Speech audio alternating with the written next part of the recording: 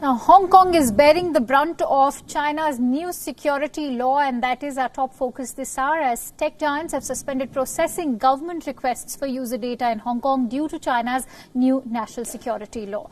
Facebook, WhatsApp, Twitter, Google and Telegram have said they are pausing cooperation with requests for user information from the Hong Kong police. In a statement, Facebook Incorporated, which owns WhatsApp and Instagram, said that it was pausing reviews for its services pending further assessment of the national security law. Twitter cited grave concerns about the law's implications, while Google said that it will continue to review Hong Kong government requests for removals of user-generated content from its services. The national security law has been seen as an attempt by China to erode Hong Kong's autonomy. Among other tech giants, Apple is yet to make an announcement on the user data sharing. Meanwhile, the Chinese app TikTok has said that it will stop operations in Hong Kong in the coming days.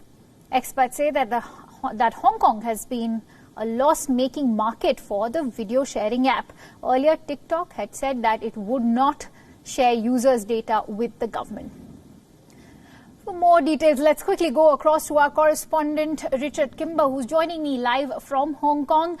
Richard, a very good morning to you, or good afternoon to you. Now, with China's security law kicking in with full force, this leaves the rival American internet giants in a very tricky position. What's the threat that they are facing, be it arrests or the potential losses? And why has TikTok, which is a Chinese app, decided to exit Hong Kong's market? Yes, every day we're seeing the new ramifications of this security law in Hong Kong as different businesses or different political groups start to push for changes in the way they operate here because of their uncertainties about the future. The latest, of course, as you say, all these tech giants saying that they're reviewing their operations. Perhaps one of the most interesting ones, as you mentioned there, is ByteDance's TikTok. ByteDance, one of China's biggest tech companies, it says in the coming days it will actually withdraw entirely its TikTok platform from Hong Kong because it's not clear whether or not for its operations that TikTok will effectively fall under Chinese jurisdiction in Hong Kong rather than being a separate jurisdiction here in Hong Kong itself. Now, it's important to understand with TikTok that this was a globally marketed app that ByteDance pushed out to the world and did not offer the same app in China. That was part of its marketing strategy to make it more appealing to a global audience to try and sign up, because it said all along that the data is not stored in China and that it would not comply with any government requests to share that data with the Chinese government. It also did say that it had never received any requests, but the crucial thing was that it tried to differentiate itself from many other Chinese apps that are based in China and have their whole operation in China by separating out its business. Right. But it's now saying it may withdraw TikTok entirely, and the expectation is that it will probably then replace TikTok with its Chinese version, Douyin, and then basically have the same app operating across the whole of the Greater China area, including Hong Kong. It's interesting to see, Richard, how TikTok, remains at the heart of all the controversy. Now, after India, the United States is also contemplating on banning this Chinese app, as confirmed by the U.S. Secretary of State Mike Pompeo itself. What sort of an impact could this have on the business of the Chinese app? And how do you view this entire scenario where the heightened tensions have spilled on to arenas like trade and technology? Of course, the cause being the national security law. Well, yes, certainly Mike Pompeo has singled out TikTok as one of the apps that the US government may seek to ban. Now, TikTok is a huge platform. It's been downloaded more than 2 billion times on the Apple and Google Play services, and it's a massive, massive platform across the world. Nothing really to do with the China operation. So it would clearly be a big blow to ByteDance if it loses its US market share, which is a significant portion of its user base.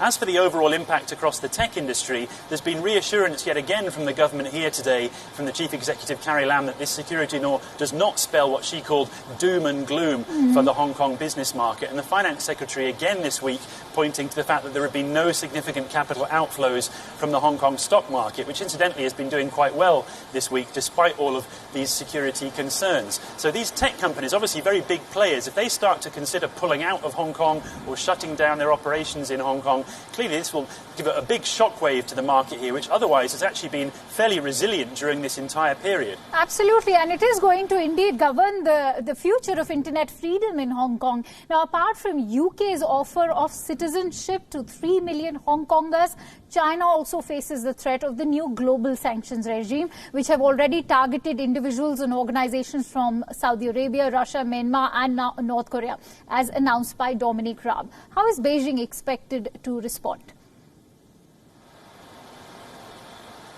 Well, the Chinese ambassador in the UK, who's obviously serving Beijing's demands, he basically criticised very strongly the UK government again yesterday, telling them that on no account should they continue to interfere in China's internal affairs by offering citizenship to Hong Kong people. There's no clarity yet whether Beijing may specifically ban Hong Kong people from accepting that offer and actually moving to the UK. And there's also no clarity yet whether or not, if they did do that, they may no longer be able to maintain their Chinese or Hong Kong citizenship as well. So that's likely to be clarified in the coming days. But the criticism is getting much stronger from China towards the United Kingdom's offer. And during this time, what's happening in Hong Kong is many Hong Kongers, in an effort to just try and keep their options open, are seeking to renew those British national overseas passports and ready themselves potentially for a situation where they do now have the option to move to the UK and potentially decide to settle there entirely. But most people here are taking a wait-and-see approach. They're not necessarily getting ready to move immediately. Right. It's in fact a matter which is just growing by the day. Richard, how divisive has Beijing's new security law become in terms of splitting the world into two camps? For and against. Case in point is also Hong Kong's chief executive Carrie Lam's vehement defense of the law which you just mentioned, which is also a sharp contrast to the stance endorsed by Secretary Pompeo or even UK's Foreign Secretary Dominic Raab for that matter.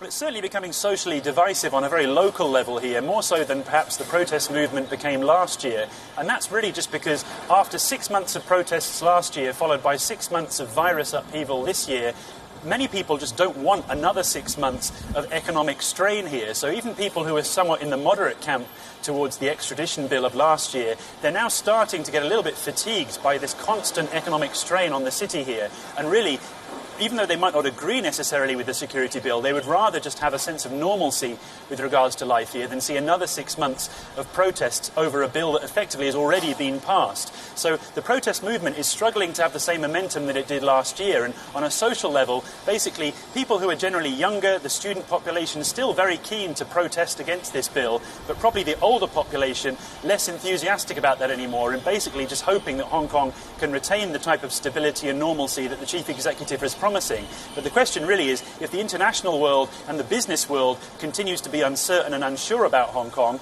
even if there's stability on a local level, the tech and business world may still be very volatile for the months to come. That's a very interesting dilemma that you have just expressed, and we'll have to wait and watch how the situation actually pans out, and for that we'll keep coming back to you. Thank you so much, Richard, for now.